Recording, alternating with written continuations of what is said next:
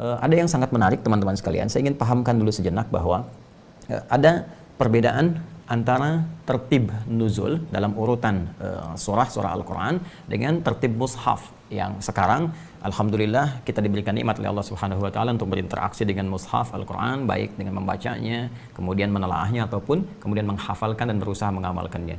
Saya ingin coba berikan satu penjelasan yang singkat dulu. Jadi tertibul mushaf, ya, tertibul suar fil mushaf yang enaknya tertib, atau kita berikan yang umum dulu ya, tertibus suar fil Quran. Nah, ini lebih mudah memahaminya. Ya, tertibul suar fil Quran. Urutan surah-surah dalam Al-Quran. Nah, ini kalau kita lihat nanti ada dua klasifikasi utama. Yang pertama, berdasarkan turunnya, ya. Turunnya Al-Quran disebut dengan nuzul. Karena itu kita mengenal istilah nuzul Al-Quran.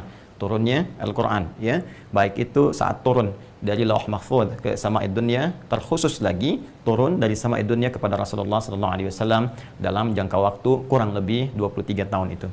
Nah, ini ada yang disebut dengan tertibun nuzul, baik karena ada sebabnya, sebab tertentu, ya, latar belakang diturunkannya ayat atau surah dalam Al-Quran itu, sehingga sebab ini sudah menjadi bahasa Indonesia, ya, asalnya dari bahasa Arab, sebabun, sebab, ya, sehingga kita mengenal dengan sebab nuzul, ya, sebab jamaknya asbab. Dari sini muncul kemudian istilah yang kita kenal dengan asbabun nuzul. Asbabun nuzul ayat. Karena ayat itu diturunkan, maka sifatnya nuzul. Tapi kalau hadis diucapkan keluar, maka itu disebut dengan wurud namanya. Ya, asbabun nuzul untuk Al-Quran, asbabul wurud untuk hadis-hadis Rasulullah SAW. Nah, baik ada yang sebab yang melatar belakanginya ataupun sifatnya berita atau firman yang disampaikan oleh Allah Subhanahu wa taala yang tanpa sebab-sebab tertentu yang sifatnya informatif, ya, atau sifatnya akhbar, berita, baik sifatnya nanti perintah, al-amr, ya, ataupun kemudian an-nahi, sifatnya larangan. Jadi Al-Quran itu secara umum kita akan temukan dua sisi saja dalam kehidupan sebagai bimbingan. Ada perintah, ada larangan. If'al, kerjakan, wala taf'al, jangan lakukan, ya kan? Nah, ini peta saat kemudian tertib surah-surah Al-Quran itu berdasarkan nuzulnya. Karena itu kita nanti kalau lihat tafsir misalnya, atau bahkan beberapa mushaf, itu beberapa ayat ketika kemudian kita baca, di bawahnya suka ada keterangan, kan? Sebab nuzul ayat ini, sebab turunnya, karena peristiwa apa, ya, dan seterusnya. Nah, kemudian yang kedua, setelah kita dapati tertibun nuzul, nah ini kita dapati kemudian tertibul mushaf. Ya, tertib al-mushaf. Nah, yang kita dapati saat ini. Urutan setelah terkumpul ayat-ayat itu turun, surah-surah itu turun, kemudian ya terkodifikasikan dengan sempurna, diajarkan kemudian oleh malaikat Jibril ya alaihi salam kepada Rasulullah sallallahu alaihi wasallam atas perintah Allah Subhanahu wa taala untuk mengurutkan kembali seluruh yang turun ini dalam rentang waktu kurang lebih sekitar 23 tahun, ya, menjadi susunan yang sangat sempurna. Ini yang disebut dengan mushaf sekarang, ya. Dulu masa Rasulullah SAW belum ada mushaf dituliskan seperti yang kita dapati saat ini. Nanti kita belajar sisi waktu untuk sejarah sehingga kita bisa mendalami itu semua. Dulu beberapa sahabat aja sementara ada yang menuliskan di tulang belulang, kan, di pelepah kurma, di beberapa yang kira-kira bisa dijadikan bahan untuk tulisan. Setelah itu nanti di eranya ya Abu Bakar As-Siddiq atas usulan Umar bin Khattab radhiyallahu taala anhu, dan nanti dibentuk tim kecil bagaimana mengumpulkan catatan-catatan dan hafalan-hafalan para sahabat pada saat itu untuk dikodifikasikan dalam satu bentuk yang disebut dengan mushaf atau Alkitab, ya, sesuatu yang tersusun dengan sempurna. Dengan izin Allah Subhanahu wa taala, Al-Qur'an pun terjaga, dan satu-satunya kitab yang terjaga di muka bumi baik dalam segi tulisan ataupun dalam segi bacaan. Jadi kalau di bacaan kita menghafal, misalnya ada yang kurang sempurna, bisa dicek dalam tulisan mushafnya. Dan di mushaf jika pun ada yang keliru penulisannya, maka akan terjaga dengan bacaan. Karena itu satu-satunya di muka bumi kitab yang sangat terjaga sampai kehidupan berakhir hanya Al-Quran. Saya katakan hanya Al-Quran. Dan ini benar berupa janji Allah Subhanahu wa taala yang tertuang di Quran surah ke-15 Al-Hijr di ayat yang ke-9. Ya, ketika Allah berfirman, "Inna nahnu nazzalna dzikra wa inna lahu lahafizun." Kata Allah, dengan segala keagunganku, kami sampaikan, kami yang menurunkan Al-Quran yang agung itu sebagai peringatan, pengingat, petunjuk kehidupan supaya ingat kepada Allah Subhanahu wa Ta'ala. Dan dengan segala keagunganku, kata Allah, kami yang menjaga Al-Quran itu agar sempurna sampai kehidupan kita berakhir dan kembali kepada Allah Subhanahu wa Ta'ala. Nah, yang sangat luar biasa, teman-teman sekalian, ini kan ketika periode Nabi SAW bertugas sebagai Rasul dan berdakwah, ya kan, turun dari mulai pertama pengangkatan ya Rasulullah SAW sebagai Nabi, kan, sebagai Rasul, dengan turunnya Quran surah ke-96 Al-Alaq, gitu kan, Al-Alaq, baik, di ayat 1 sampai 5 itu ya. Kemudian setelah itu periode turun lagi sampai kurang lebih 23 tahun, baik yang ada sebab tertentu karena kasus-kasus tertentu, ya kan, ataupun tidak ada kasus tertentu tapi ada bimbingan-bimbingan khusus dari Allah dengan turunnya perintah ataupun larangan-larangan. Nah, yang paling menarik teman-teman sekalian, ini kan ketika turun, ya, kalau kita turutkan urutan-urutan berdasarkan peristiwa-peristiwa dan waktu-waktunya. Yang dahsyat adalah, sekalipun ada surah turun dalam kasus tertentu misalnya, kemudian ada surah-surah diperintahkan di masa tertentu, yang paling dahsyat, ketika telah sempurna turun dalam kurang lebih selama 23 tahun itu, ini semua yang turun, diperintahkan oleh Allah Subhanahu wa Ta'ala, ya, melalui malaikat Jibril, untuk diurutkan. Ya, semua wahyu yang turun ini diurutkan, disampaikan kepada Rasulullah SAW dalam bentuk yang sekarang tertibnya, susunannya kita kenal. Tertib itu susunan, ya, dari Al-Fatihah sampai dengan An-Nas. Yang dahsyat, ya, ini yang turun selama 23 tahun ini ketika diurutkan dari Al-Fatihah sampai dengan An-Nas, yang paling luar biasa, menjadi pedoman yang sangat sempurna, yang berurutan satu dengan yang lainnya. Jadi kalau Anda nanti belajar, teman-teman sekalian, misalnya khususnya di ilmu tafsir atau terkait dengan ulumul Quran, ini surah satu ke yang lainnya, semuanya ada korelasi. Ya, dari Al-Fatihah yang menjadi intisari Al-Quran, intisari Al-Quran ada di Al-Fatihah, ya kan? Kemudian dirinci masuk ke Al-Baqarah, apa kaitan Al-Fatihah dan Al-Baqarah, kita temukan detil Al-Fatihah ada di Al-Baqarah. Kemudian turunan dari Al-Baqarah nanti ada korelasi dengan Ali Imran. Di Ali Imran ada detil lagi kita dapatkan di An-Nisa. Demikian seterusnya sampai dengan An-Nas. Ini yang sangat dahsyat. Jadi saya ingin katakan bahwa ini diantara bukti Al-Quran adalah mu'jizat. Al-Quran kalamullah. Al-Quran bukan makhluk. Al-Quran bukan produk budaya. Al-Quran bukan buatan manusia. Kalau ada yang mengatakan ini rekayasa Nabi Muhammad SAW, ya hanya buatan Nabi saja, mustahil ada karya manusia seperti ini. Ya. Anda nyusun sesuatu, ya, misalnya terjadi peristiwa A, terus Anda kasih solusi, ya, selama 23 tahun misalnya, A, B, C, D. Bisa nggak Anda urutkan semuanya itu, yang tadi solusi-solusi tadi, menjadi sebuah pedoman kehidupan yang sempurna, yang bertahan setidaknya sampai sekarang selama 15 abad. Dan selalu aktual, up to date di setiap masanya. Ya, kalau bukan firman Allah, mustahil seperti ini. Dan dahsyatnya, ini yang disebut di Quran, surah kedua Al-Baqarah, di ayat 185 itu ketika Allah menurunkan Al-Quran di hari, di bulan, di waktu yang sangat istimewa, yaitu Ramadan. Syahrul Ramadan alladzi unzila fihi Al-Quran hudal linnas. Ya, kata Allah, Al-Quran ini memang disiapkan oleh Allah untuk menjadi hudan, pedoman hidup, bukan hanya untuk era para sahabat. Di masa Rasulullah SAW, masyarakat yang hidup di masa Rasulullah SAW, tapi untuk seluruh manusia sampai kehidupan berakhir.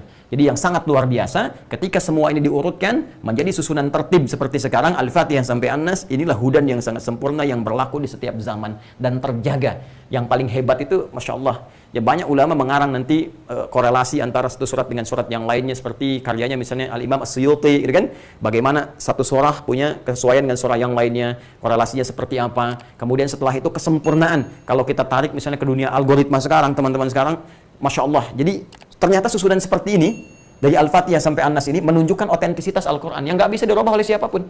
Dan sempurna. Ya, jumlah hurufnya, tengah-tengahnya di mana, yang kalau bergeser sedikit itu sampai ada analisa, yang kalau satu tempat ini berubah urutannya, Al-Baqarah pindah ke urutan Ali Imran misalnya, maka ini kalau di dunia algoritma bisa berubah algoritmanya. Ya, itu yang sangat dahsyat gitu. Ini mustahil. Kalau bukan firman Allah, mustahil. Tidak ada satupun makhluk yang bisa membuat seperti ini. Ya, karena itu Allah menantang, ya, kepada manusia, bahkan kalangan jin kalau perlu. Ya, katakan kepada kalangan manusia, boleh minta kepada jin kalau mereka berkumpul, kulla in ijtama'atil jinnu wal insu ala ayyatu bimithli hadzal Qur'an. Ketika mereka berkumpul, ya, bersatu, berkongsi untuk membuat seperti Al-Qur'an ini, mustahil, tidak akan pernah bisa terjadi. Nah, ini saya ingin katakan di antara kebenaran risalah Islam adalah kebenaran wahyunya, kebenaran kitabnya. Jadi kalau Anda ingin menguji misalnya benarnya satu agama, benarnya satu keyakinan, ada 3 pokok ujian. Satu, ya, ada yang terkait dengan aspek ketuhanannya, ya, yang dikenal dengan ilahiyat, ya. Ya, pokok beragama itu kan pokok pengakuan terhadap Tuhan, gitu kan?